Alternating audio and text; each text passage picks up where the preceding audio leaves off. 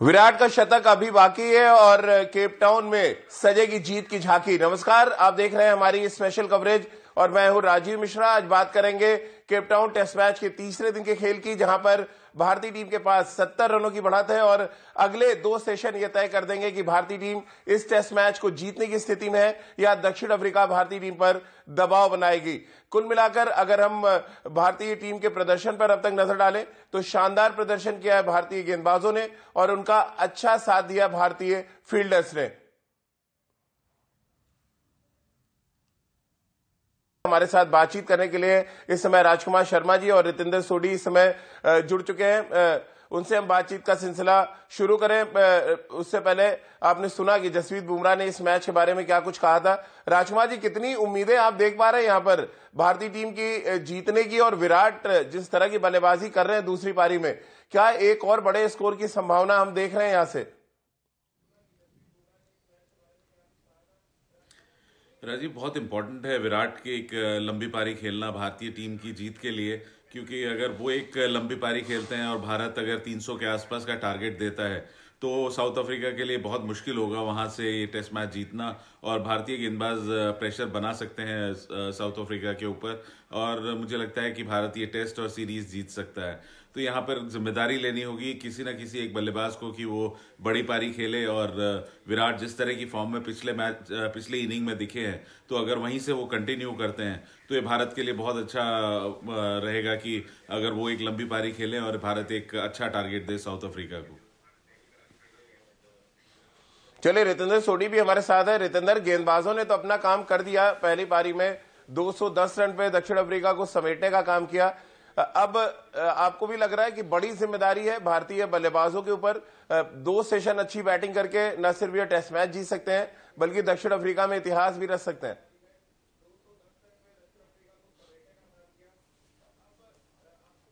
Cape Town का ground इतना सुंदर है, उसी तरह कल बहुत सुंदर बॉलिंग की गई है और इस मैच में हम बने हुए हैं, क्योंकि पहली इनिंग के बाद लग रहा था शायद साउथ अफ्रीका के पास मौका है, लेकिन अब भारत के पास मौका है। They can bat south Africa out of this game. जैसे अभी आप विराट कोहली की बात करें, अगर विराट कोहली आज बल्लेबाजी अच्छी कर देते हैं, लंबा नॉक जड़ देते हैं, हम 300 रन खड़े कर पाते हैं, तो यहां पे साउथ अफ्रीका के लिए उसको चेस करना कतई आसान नहीं है। तो भारत के पास बड़ा मौका है इतिहास रचने का और फिंगर्स क्रॉस। मुझे लगता है विराट कोहली की जो हम फॉर्म का इंतजार कर रहे थे, उनकी सबलाइम नॉक का इंतजार कर रहे थे, जो पहली इनिंग में दिखा है, वो फिर से सेकंड इनिंग में एक सेंचुरी के रूप में आएगा और भारत अपनी जो तस्वीर है, जो फॉर्म है, जो दस्तक है, वो पूरी दुनिया के सामने रखेगा कि हम बाहर की कंडीशंस में बड़ी टीमों को, जैसे हमने ऑस्ट्रेलिया को पस्त किया है और अब हम साउथ अफ्रीका को भी पस्त कर सकते हैं। सब भाई, जो मैच की परिस्थिति है, 70 रनों की बढ़त है भारतीय टीम के पास। पिच आप भी देख रहे हैं, लगातार पिच में बल्लेबाजी करना मुश्किल है। एक अच्छी गेंद और आप पवेलियन लौट सकते हैं। क्या रणनीति होनी चाहिए पुजारा और विराट कोहली की आज? हमने कल देखा था जिस तरह से पीटरसन को खराब गेंदें मिली, उसका उन्होंने अच्छा इस्तेमाल किया। क्या वो रणनीति होनी चाहिए या आप शेल में ना जाएं और जब आपको मौका मिले तब आप स्कोर भी बनाते जाएं? और आइडियल स्कोर क्या आप देख पा रहे हैं यहां पर कि भारतीय टीम एक पर्टिकुलर टारगेट तक पहुंचे जहां से इस टेस्ट मैच को जीत सके? सबसे पहली बात राजीव, जिस तरह से बुमराह ने अपने प्रेस कॉन्फ्रेंस में कहा है कि विकेट में ज़्यादा डिविएशन मिलता है जब बॉल हार्ड रहती है, जब बॉल नहीं रहती है। और अब जितना मैच हो चुका है, दूसरी पारी में भी जिस तरह की बैटिंग हुई है पुजारा और विराट कोहली द्वारा, मुझे ऐसा लग रहा है कि धीरे धीरे इनको आसानी होगी इस विकेट पर बल्लेबाजी करने में।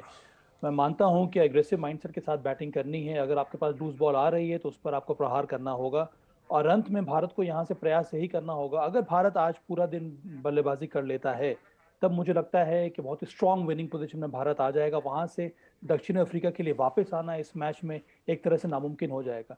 देखिए राजीव, भारतीय गेंदबाजों ने विशेष करके बुमराह हो गए, मोहम्मद शमी हो गए, उमेश यादव हो गए, इन सब लोगों ने मिलकर भारत को इसको केप टाउन टेस्ट में एक शानदार वापसी करवा दी है। अब ये निर्भर करता है हमारे बल्लेबाजों के ऊपर कि हम इस मैच को किस तरह से आगे लेकर जाएं और ये टेस्ट मैच किस तरह से जीतें। ये निर्भर करता है आज के दिन के ऊपर और आज के भारतीय बल्लेबाजों के प्रदर्शन के ऊपर। बिल्कुल, गेंदबाज इस टेस्ट मैच में भारतीय टीम को वापस ले आए हैं। रितेंद्र, जसप्रीत बुमराह, मोहम्मद शमी, उमेश यादव, जितनी भी तारीफ की जाए कम है, क्योंकि पहली पारी में बल्लेबाज फेल हुए और एक बड़ी जिम्मेदारी थी गेंदबाजों के ऊपर, और गेंदबाजों ने वही काम किया जिसकी पहचान इन दिनों भारतीय तेज गेंदबाजों की बन चुकी है।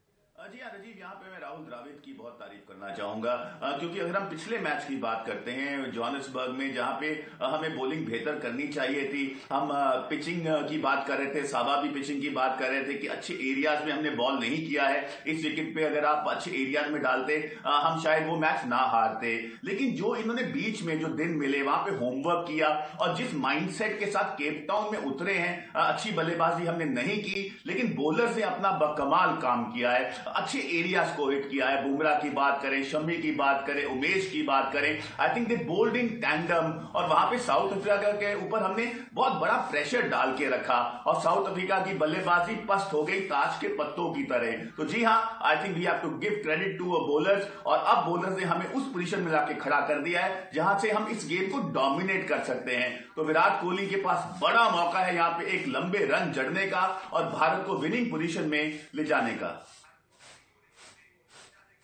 हमेशा कहा जाता है राजकुमार जी की बल्लेबाजों को पेशेंस के साथ खेलना चाहिए, लेकिन दरअसल जब केप टाउन जैसी पिच हो तो गेंदबाजों को भी पेशेंस दिखाना पड़ता है, और यह काम बाखूबी किया जसप्रीत बुमराह ने खासतौर से केप टाउन टेस्ट मैच के दूसरे दिन। बिल्कुल राजीव, बहुत कंसिस्टेंटली बॉलिंग की, क्योंकि बहुत ज़्यादा फ़ायदा नहीं मिल रहा था विकेट से। प्लेसेड विकेट तो नहीं कहूँगा, लेकिन हाँ बहुत मुश्किल भी नहीं था ये बल्लेबाजी के लिए। ऑड बॉल ऊपर नीचे हो रहा था, तो यहाँ पर काफ़ी पेशेंस की ज़रूरत थी, जो दिखाया दोनों बुमराह और शमी ने। और एक लाइन पर कंसिस्टेंटली गेंदबाजी की, अटैकिंग गेंदबाजी भी की उन्होंने। तो पूरा क्रेडिट देना होगा बुमराह को और मोहम्मद शमी को, जिस तरह उन्होंने वापसी कराई है भारतीय टीम को इस मैच में। और अब जिम्मेदारी बल्लेबाजों के ऊपर है कि वो कितना पेशेंस दिखाते हैं उस विकेट पर खड़े रहने का, क्योंकि बहुत ज़्यादा अगर आप देखें डिफिकल्ट विकेट नहीं है ये, इतना ज़्यादा कुछ नहीं हो रहा है। इनिशियली नए बॉल से लेटरल मूवमेंट ज़्यादा थी, लेकिन जैसे जैसे बॉल पुराना होता जाता है तो विकेट आसान हो जाता है बल्लेबाजी के लिए। तो यहाँ पर ज़रूरत है भारतीय बल्लेबाजों को कि पेशेंस रखें वो, और लंबी पारी खेलें, और एक टारगेट ऐसा दे जो कम से कम 300 रन हो, जहां पर हमारे गेंदबाज साउथ अफ्रीका को सेकंड इनिंग में आउट कर सके। क्या फर्क देख पा रहे हैं सबा भाई जोहानिसबर्ग टेस्ट मैच और केप टाउन टेस्ट मैच में भारतीय गेंदबाजों के प्रदर्शन की अगर बात करें? लेसन बहुत जल्दी उन्होंने लर्न किया, या आप देख पा रहे हैं कि पिच में बहुत ज्यादा मदद है? ओवरऑल कितने नंबर्स आप देंगे जसप्रीत बुमराह, उमेश यादव और मोहम्मद शमी को? राजीव, सबसे बड़ा अंतर अनुशासन में था, सबसे बड़ा अंतर था ग्रुपिंग्स में।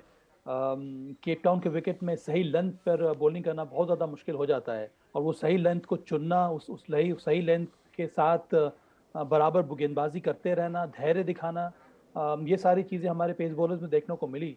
अब ये बहुत बड़ा अंतर है पिछले टेस्ट मैच में और इस टेस्ट मैच में, और इसी वजह से भारतीय बॉलर्स को फ़ायदा मिला है। उसके साथ साथ प्रत्येक बैटर को किस लाइन पे बॉलिंग करनी वो भी बहुत ज़रूरी होता है, कौन से खिलाड़ी की क्या कमज़ोरी है, उस हिसाब से भारत ने स्ट्रैटेजी बनाई थी, और वो टैक्टिक्स को अमल किया हमारे सभी पेस बॉलर्स ने, और इसी का फ़ायदा उठा है भारत को, और इसी वजह से भारत इस समय इस मैच में आ चुका है वापस। मुझे लगता है कि एक बहुत ही सुनहरा मौका है यहाँ पर भारत के लिए, ये ना ही केवल ये टेस्ट मैच जीतने का, पर ये पहली बार दक्षिण अफ्रीका में श्रृंखला भी जीतने का, और वो बहुत कुछ निर्भर करता है हमारे बैटर्स के ऊपर। तो well done to Indian pace bowlers, और मुझे उम्मीद है कि आज भारतीय बल्लेबाज भी एक बहुत शानदार प्रदर्शन करके देंगे। राजकुमार सर, पहला सेशन कितना इंपॉर्टेंट देख रहे हैं, और खास तौर से रबाडा का इसमें पहली पारी में हमने देखा रबाडा वर्सेस विराट, एक अलग तरीके की जंग हमने देखी थी जहां पर विराट ने ऑलमोस्ट बाजी मारी थी। क्या कुछ उसी तरह के एग्रेशन की आप एक झांकी देख पा रहे हैं टेस्ट मैच के तीसरे दिन के पहले सेशन में, रबाडा वर्सेस विराट? बिल्कुल राजीव, रबाडा कल भी बहुत शानदार गेंदबाजी कर रहे थे और बहुत होस्टाइल गेंदबाजी कर रहे थे, बहुत अच्छे एरियाज में गेंदबाजी कर रहे थे, सारी बॉलें खिला रहे हैं वो, और बिल्कुल भी कंफर्टेबल नहीं होने दे रहे बल्लेबाजों को। तो आज जो पहला सेशन बहुत इंपॉर्टेंट होगा। आपने बिल्कुल ठीक कहा, भारत अगर पहला सेशन, पहला 1 घंटा अगर विकेट नहीं खोता तो भारत ड्राइविंग पोजीशन में आ जाएगा, क्योंकि विकेट भी थोड़ा आसान हो जाएगा, बॉल थोड़ा पुराना हो जाएगा और फिर भारतीय बल्लेबाजों के लिए आसान होगा, मिडल ऑर्डर के लिए, कि वो इस पर कैपिटलाइज करें इस स्टार्ट को। लेकिन पहला घंटा बहुत इंपॉर्टेंट है और देखना होगा कि भारत कैसे उसको सी थ्रू करता है। चेतेश्वर पुजारा भी बड़े डिफरेंट रोल में नजर आए रितेंद्र इस टेस्ट मैच में। शायद वो अपनी करियर की लिए लड़ाई लड़ रहे हैं, इसलिए थोड़ा एग्रेशन भी नजर आ रहा है। ये एग्रेशन कितना काम आने वाला है केप टाउन टेस्ट मैच में, और ये जोड़ी इस जोड़ी से कितनी उम्मीदें रख रहे हैं, क्योंकि सबसे एक्सपीरियंस बैट्समैन है दोनों टीमों में अगर हम मिला लें जो मैदान पे होगी। जी हाँ राजीव, आपने बिल्कुल सही कहा, सबसे एक्सपीरियंस बल्लेबाज हैं अगर हम भारतीय लाइनअप की बात करते हैं। और मुझे ऐसा लगता है ये मैच अगर आज के दिन की हम बात करते हैं, सुबह पहले 1 घंटे पे निर्भर करता है। साउथ अफ्रीका के पास मौका है, अगर रबाडा अर्ली इनरोड्स कर सकते हैं, भारत को 150-170 पे ऑल आउट कर सकते हैं। लेकिन अगर ये पार्टनरशिप कोहली और पुजारा की पनप जाती है तो यहां से साउथ अफ्रीका के लिए जो रास्ता है बहुत दूर हो जाएगा, मुश्किल हो जाएगा, परिस्थितियां विपरीत हो जाएंगी, तो वहां से भारत डोमिनेट कर सकता है। तो पहला 1 घंटा इस दिखी, विराट कोहली पुजारा यही चाहेंगे कि अच्छे बॉल को छोड़ा जाए, संयम दिखाया जाए और इस मैच को साउथ अफ्रीका से दूर लेके जाया जाए। जैसे जैसे पहला ड्रिंक घटेगा, लंच आएगा, टी आएगा, ये मैच दूर जाएगा साउथ अफ्रीका से। तो जी हां, आज का दिन बहुत इंपॉर्टेंट है एंड द की चाबी इस मैच की, अगर भारत के पर्सपेक्टिव से हम बात करते हैं, पहला 1 घंटा हम अच्छा खेलते हैं, ये मैच हम जीत रहे हैं। सभा भाई, एक तो सवाल यह है कि ये टेस्ट मैच क्या 4 दिन में खत्म होने जा रहा है, और दूसरा बड़ा सवाल यह है जो तमाम क्रिकेट फैंस का है कि क्या ये टेस्ट मैच भारत की गिरफ्त में 70 रनों की बढ़त के साथ अगर हम बात करें? मेरे ख्याल में राजीव ये अभी तो गिरफ्त में नहीं है, पर पहला सेशन ये डिसाइड करेगा। उसके साथ साथ मैं तो ये कहना चाह रहा हूँ कि पहला स्पेल जो है रबाडा और रैनसन का, अगर ये दोनों हमारे ओवरनाइट जो प्लेयर्स हैं ये दोनों इस स्पेल को खेल लेते हैं, 4 या 5 ओवर रबाडा डालेंगे, दूसरी छोर से मार्को यानसन डालेंगे 4 या 5 ओवर, ये अगर पहला स्पेल निकल जाता है तब मुझे लगता है कि हमारे बैटर्स को आसानी होगी। आज अगर भारत ये पूरे दिन बल्लेबाजी कर लेता है, इसका मतलब है कम से कम 300 सवा 300 की बढ़त भारत के पास हो जाएगी।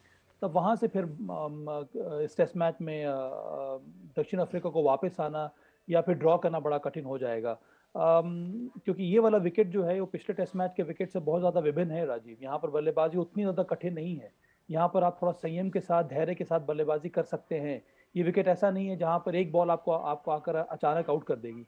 यहाँ पर अगर आप सही तकनीक के साथ, सही माइंडसेट के साथ बैटिंग करेंगे तो आप बड़ा रन बना सकते हैं, जिस तरह से विराट ने किया, जिस तरह से कीगन पीटरसन ने इस पारी में दक्षिण अफ्रीका के लिए किया। तो यहाँ पर विकेट ऐसा है जहाँ पर रन बन सकते हैं और भारत को इसी विश्वास के साथ मैदान में उतरना होगा आज और एक बहुत बड़ी पारी खेलनी होगी भारतीय बल्लेबाजों को। चलिए, बहुत बहुत शुक्रिया सभा भाई आपका, राजकुमार सर आपका और रितेंद्र आपका हमारे साथ जुड़ने के लिए। तो 2 दिन के खेल में केप टाउन टेस्ट मैच में 22 विकेट गिरे हैं, यानी कि तीसरे दिन संभावना इस बात की भी आप लगा सकते हैं कि एक बार फिर विकेटों का पतझड़ देखने को मिल सकता है, क्योंकि पिच में तेज गेंदबाजों के लिए अभी भी काफी कुछ है, जहां पर न सिर्फ लड़ाई लड़नी है भारतीय बल्लेबाजों को, बल्कि एक ऐसे स्कोर तक जाना है जहां से दक्षिण अफ्रीका पे दबाव बनाया जा सके। यानी कि विराट कोहली और चेतेश्वर पुजारा की साझेदारी ये तय करेगी कि दक्षिण अफ्रीका इस टेस्ट मैच में कहां पर खड़ा है और भारतीय टीम इस टेस्ट मैच को कैसे जीत सकती है। तो चलिए, हमारी इस खास पेशकश में फिलहाल इतना ही।